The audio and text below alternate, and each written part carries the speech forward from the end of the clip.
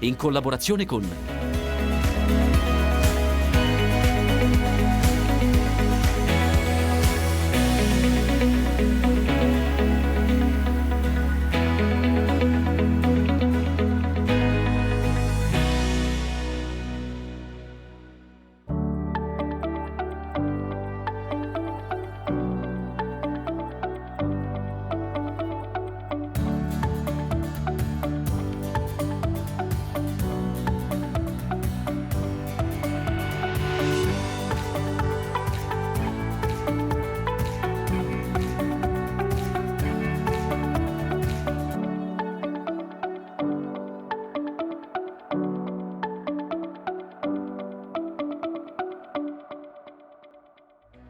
La puntata di Pasqua ci porta in Umbria.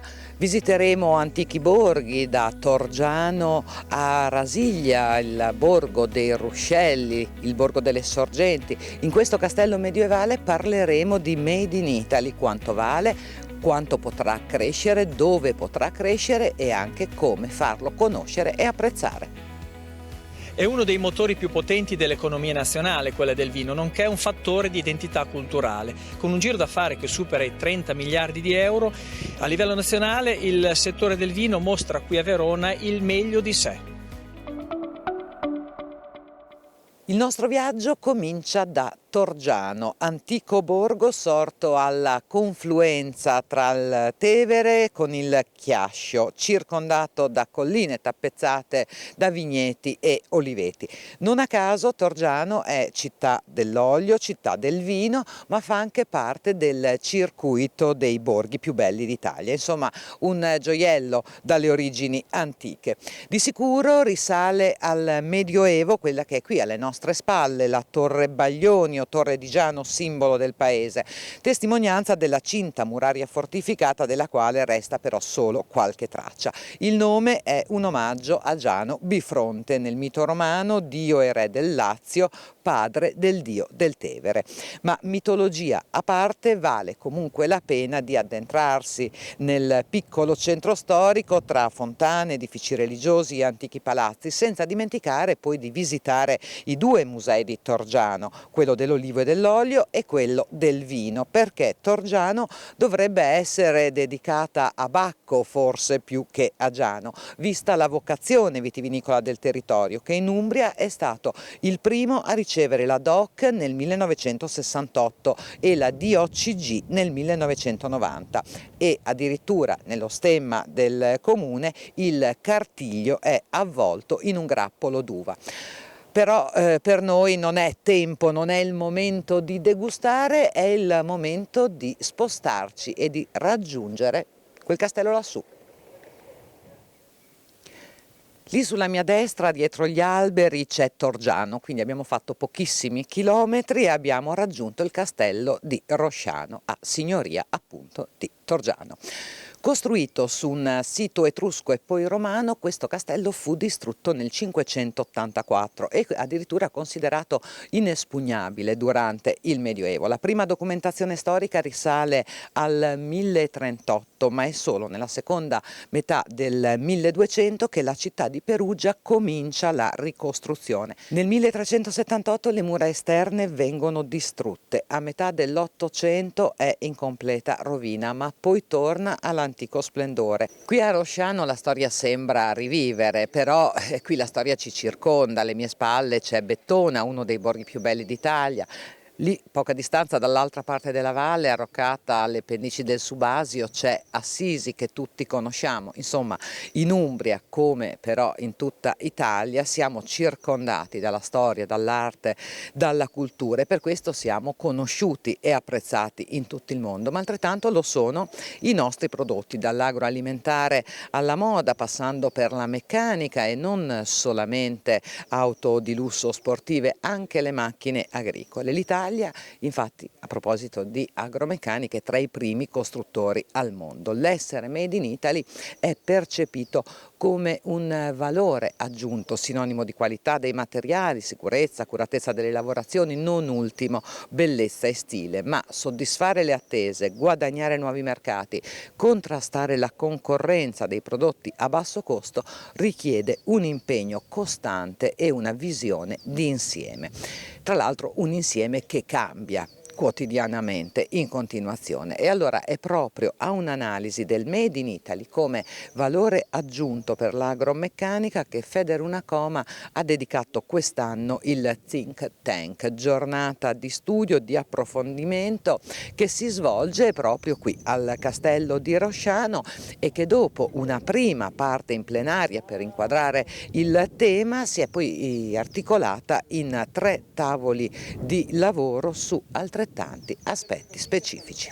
Presidente Malavolti, perché avete scelto questo tema? Abbiamo scelto questo tema perché il nostro comparto è sempre stato caratterizzato da una fortissima vocazione all'export. Le nostre aziende esportano più del 70% della produzione. Il Made in Italy è un marchio per le macchine agricole molto famoso nei nostri mercati storici, la Germania, la Francia, l'Inghilterra, la Spagna, gli Stati Uniti. Dobbiamo cominciare a conquistare altri mercati in cui dobbiamo aumentare il valore del Made in Italy, aumentare la percezione del Made in Italy. Noi facciamo macchine di qualità e di alta tecnologia, però non sono così famose in tutto il mondo, per cui essendo un settore di nicchia dobbiamo adottare degli strumenti di marketing, di comunicazione, ma anche di come vendere la sostenibilità e la qualità totale in mercati in cui questi concetti sono ancora molto arretrati. Sto parlando dei mercati del secondo e del terzo mondo, che comunque sono i mercati del futuro. Emanuele Di Faustino, responsabile industria retail e servizi di Nomisma. A oggi il comparto agromeccanico delle macchine agricole quanto vale, come si colloca nei mercati mondiali? Allora, l'agromeccanica è una delle eccellenze del Made in Italy, parliamo di un fatturato di 14 miliardi di euro, una vocazione ai mercati internazionali altissima perché circa il 70% della produzione trova sbocco proprio oltre confine. Quanto all'export, il 2022 si è chiuso con 6,5 miliardi di export di macchine agricole e trattrici e grazie a questi numeri l'Italia si colloca al 5° posto tra i principali esportatori mondiali, leader indiscussa la Germania, seguono gli Stati Uniti e poi con valori molto simili Italia, Francia e Giappone. Se facciamo un confronto fra l'andamento dell'Italia, del settore agromeccanico italiano negli ultimi anni e quello dei competitor, che cosa vediamo, che segnali possiamo prendere? Allora, quello che è successo è che l'Italia ha registrato comunque trend positivi nel corso degli ultimi 5 anni, tuttavia le performance maggiori le hanno registrate la Germania che esporta moltissimo negli Stati Uniti, basta pensare che nel giro di 5 anni ha triplicato l'export verso gli Stati Uniti. Altri partner che sono cresciuti, competitor anzi, che sono cresciuti moltissimo sono questi produttori del nuovo mondo, in primis l'India, ma anche la Corea paesi che in alcuni casi come la Corea hanno come mercati di sbocco gli stessi dell'Italia, quindi l'Italia ha un competitor diretto verso questo paese. Nel caso dell'India un partner doppiamente insidioso perché è attivo sia sui mercati diciamo tradizionali, Stati Uniti, Europa, ma attenzione, essendo un produttore di tecnologia a basso costo è anche un fornitore diciamo di trattrici delle economie emergenti. Presidente Zoppas, quale deve essere, quale sarà il ruolo di ICE nel costruire e implementare il valore, l'essere Made in Italy per il comparto dell'agromeccanica e anche verso quali paesi ci si orienterà, considerato che gli scenari geopolitici poi stanno cambiando e quindi è tutto magari da rivedere, da ripensare? L'esportazione per questo comparto è un fondamentale canale di sbocco. Gli ultimi 2 anni sono stati 2 anni assolutamente difficili per l'imprenditoria, quindi c'è una situazione geopolitica e anche geoeconomica che fa cambiare i paesi di destinazione. Quelli, diciamo, gli zoccoli duri rimangono sempre gli stessi, però durante questa assemblea è emerso che c'è la grossa necessità di iniziare a promuovere e fare crescere il Made in Italy del vostro settore in nuovi paesi. Questo coincide anche con quella che è l'azione programmatica sia del Comitato Interministeriale tra il MAECI e il MIMIT e anche la cabina di regia che coinvolge il governo in genere, genere, dove si identificano alcuni paesi, in particolare quelli del Nord Africa, ma anche quelli balcanici, dove si capisce che c'è un bisogno di sviluppo, soprattutto rurale, di questi paesi, ed è uno sviluppo dove i vari investimenti che noi andremo a fare sia con la cooperazione ma anche con diciamo, operazioni di relazione con questi stati esteri porteranno ad avere un ampio spazio per i produttori che abbiamo di macchinari agricoli per esportare, per coinvestire e per comunque far sviluppare tutta un'area che non potrebbe rurale, che non potrebbe svilupparsi se non avesse degli strumenti tecnologici nei quali noi italiani e nel Made in Italy siamo tra i migliori produttori. Simonara Pastella, direttore generale Federunacoma, una giornata intensa, quella qui al castello di Rosciano, focus sul Made in Italy, difficile riassumere tutti i contenuti, c'è però un concetto che è emerso che può essere qualificante di questa giornata.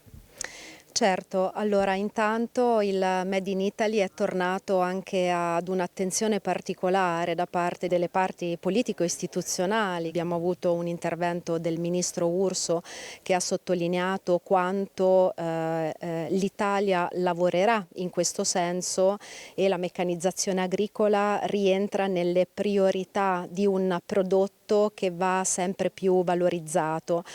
Infine una consapevolezza, l'industrializzazione della meccanizzazione che è un'eccellenza parte dall'orgoglio della nostra storia. Il nostro paese è un paese agricolo, l'agricoltura e quindi anche l'industria che la serve sono tornati al centro, no? È un'attenzione davvero globale, planetaria e questo sicuramente può servire anche per esportare al meglio i nostri prodotti.